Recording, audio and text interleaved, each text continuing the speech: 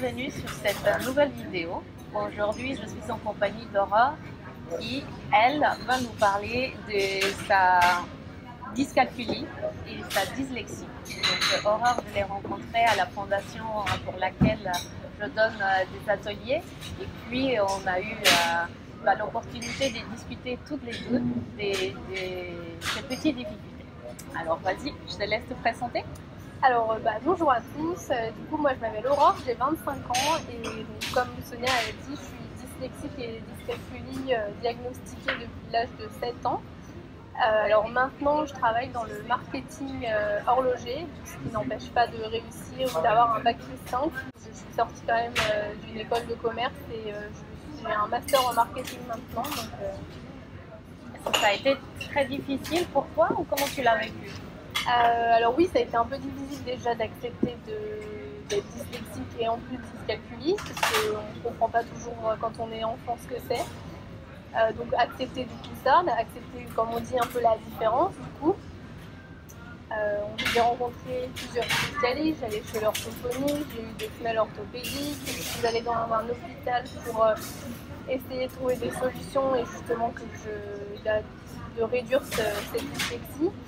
Ensuite au lycée, donc j'ai eu des périodes d'adaptation pendant les examens, donc j'avais du temps supplémentaire pour passer mes examens. Donc c'est vrai que c'est bénéfique pour la personne qui est dyslexique, on a toujours ce regard d'avoir l'impression d'être différent. Voilà, mais après, plus les études avancent, plus on accepte la dyslexie et du coup on vit avec facilement, je dirais. C'est plus difficile d'avoir cette dyslexie ou la dyscalculie? Je dirais la dyslexie plus difficile puisqu'on écrit quand même tous les jours, alors que la dyscalculie c'est vraiment sur la logique mathématique et sur la logique de la représentation dans l'espace. Donc sinon c'est plus difficile la dyslexie que la dyscalculie à vivre au quotidien. D'accord. Et puis quand tu l'as su, bon, tu avais 7 ans donc tu étais petite, hein, mais est-ce que tu te rappelles un peu justement qu'est-ce que tu as ressenti, qu'est-ce qui s'est passé à l'intérieur de toi quand on te l'a annoncé? Alors quand on me l'a annoncé, non, je ne savais pas réellement ce que c'était. Pour moi déjà c'était grave au début, alors qu'en fait c'est pas si grave que ça. Parce qu'on te l'a montré comme une maladie ou Oui, on m'a annoncé que j'étais dyslexique et dyscalculie et que du coup j'avais besoin d'un suivi. Donc pour moi qui dit suivi avec des médecins dit maladie.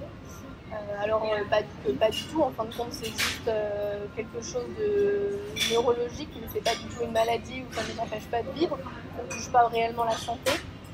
Donc oui, au début quand on me l'a annoncé, je pensais que j'étais gravement malade, puisque je voyais du coup des orthophonistes et des spécialistes assez régulièrement. Donc il a fallu passer cette étape de se dire que non, ce n'est pas une maladie et que ces gens-là sont là juste pour nous aider et pas du tout pour autre chose. D'accord. C'est intéressant. Moi, comme tu le sais, je travaille surtout dans la partie confiance et puis émotion. Tu as déjà participé aussi à mes ateliers. Tu penses que ça peut être bénéfique pour un enfant de commencer aussitôt justement à les aider dans la confiance et puis comment gérer les émotions également? Oui, je pense parce que après je sais pas, je parle pour moi, pour ma part. Mais étant dyslexique, on perd vite confiance en soi et je pense que moi ma confiance je l'ai perdue quand on m'a annoncé que j'avais cette dyslexie. Et si tu avais un conseil à donner à des jeunes comme toi? Le conseil c'est de garder confiance et ne pas se sentir différent parce que la dyslexie et la société nous met un peu à part. Mais il faut se dire que la dyslexie n'est pas une maladie et que nous ne sommes pas différents, nous sommes comme les autres, nous avons juste une façon de penser différente.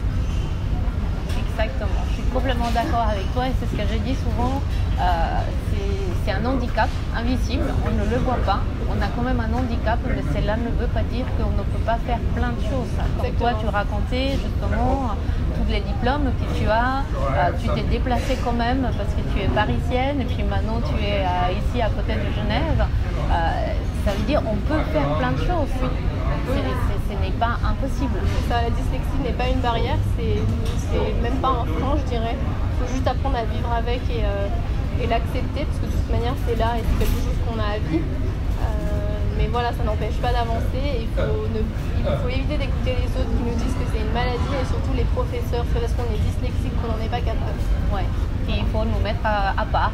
Voilà, il faut nous traiter différemment. Oui. ou comme des malades, justement. Voilà, c'est pas parce qu'on va voir des médecins ou qu'on a des cartons pendant les épreuves qu'on n'est pas capable ou que c'est pas possible. Je suis sortie avec mon bac avec une mention bien, donc un 15,5 de moyenne.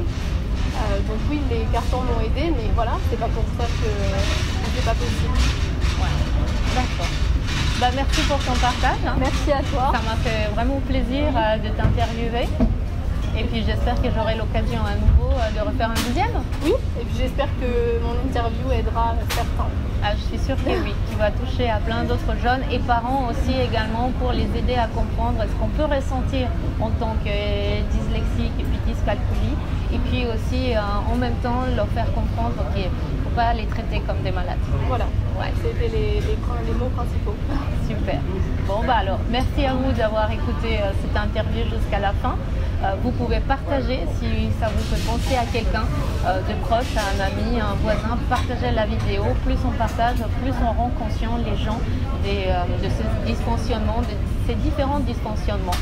Et puis, likez la page et à bientôt. Au revoir.